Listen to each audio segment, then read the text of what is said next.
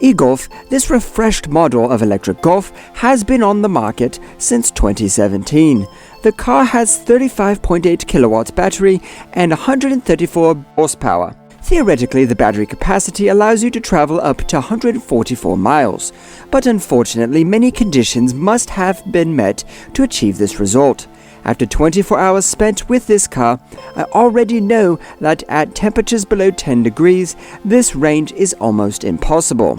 Hello from Auto Start Test and welcome to my special review of e-Golf.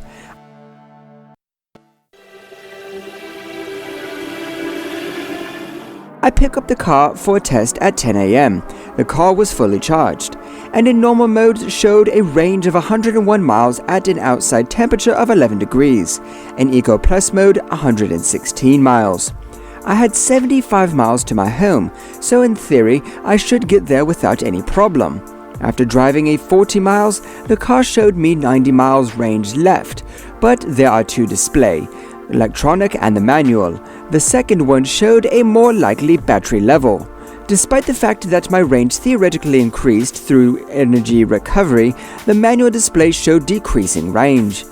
After reaching the destination, from a range of 101 miles, after 75 miles, I had 43 miles left, and the nearest charger was 12 miles away from my home.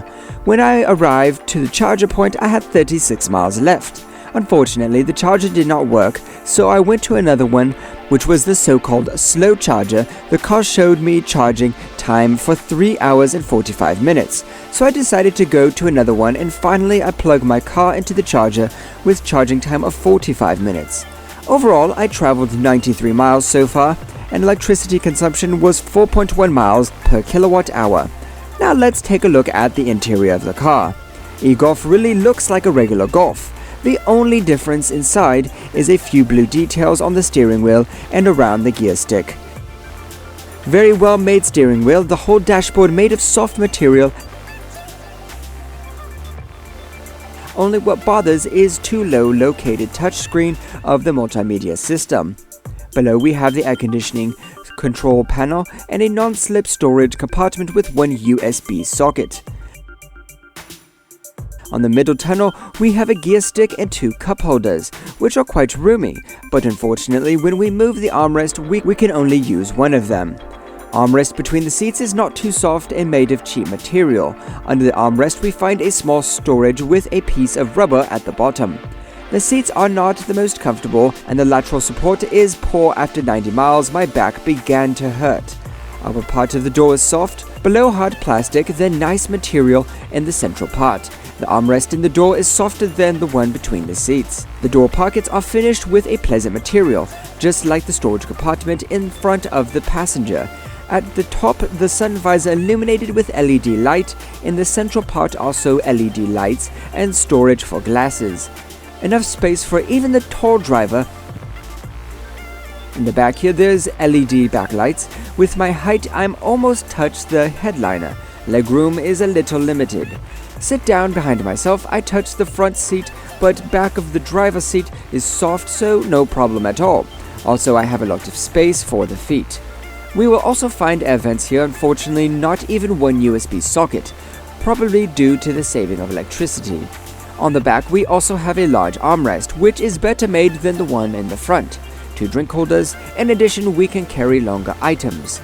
Generally, there is a maximum room of 2 adults in the back and maybe one very thin child without a baby seat.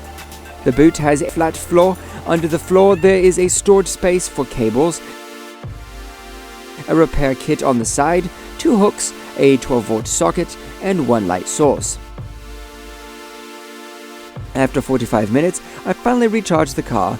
The range in normal mode was 132 miles, 137 in Eco, and 145 in Eco Plus.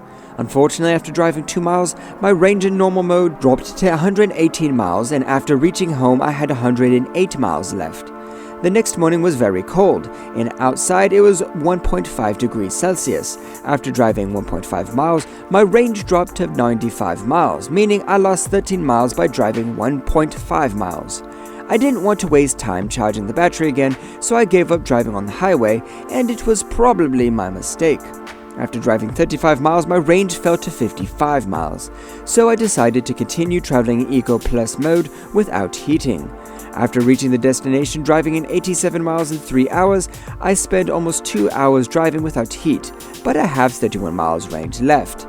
Any trip with this car over 80 miles on a cold weather condition is a drive during which you are consistently wondering whether you will arrive or the charger on your route will work.